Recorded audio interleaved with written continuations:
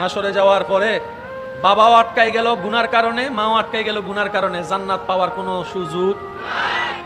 এবার তাদেরকে ফেরেশতারা জাহান্নামে নিয়ে যাচ্ছে। হঠাৎ করে একজন ফেরেশতা এসে বলে, দাঁড়াও, তাদেরকে দাঁড় করাও। তাদের হিসাব পাল্টাই গিয়েছে, তাদের রায় চেঞ্জ হয়েছে। বলে যে কেমন চেঞ্জ? বলে যে তাদেরকে জাহান্নামে নয়, জান্নাতের রাস্তাটা একটু দেখাই দাও, জান্নাতের রাস্তা দেখাই দাও। সুবহানাল্লাহ, একটু জোরে বলি না, জান্নাতের রাস্তা দেখাই দাও। এবার গুনাহগার বাবা, গুনাহগার মা দুইজনে ভাবতে থাকে, কিন্তু জান্নাত পাওয়া তো দূরের কথা, জান্নাতের গ্রান পাওয়ার তো যোগ্যতা আমাদের কাছে নাই, গুনাহ করছি, আবার জান্নাত পেলাম কিভাবে?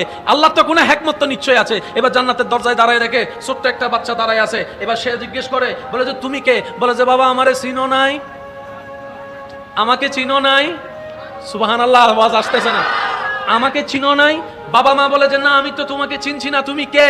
বলে যে আমি তোমার সেই সন্তান যে কোলে থাকা অবস্থায় আল্লাহ দুনিয়ার থেকে নিয়ে এসেছিল, তোমাদেরকে কিছুটা কষ্ট দিয়েছিল, আজকে তোমাদেরকে জান্নাতে দেওয়ার জন্য আমাকে মাসুম অবস্থায় আল্লাহ দুনিয়া থেকে নিয়ে আসছেন।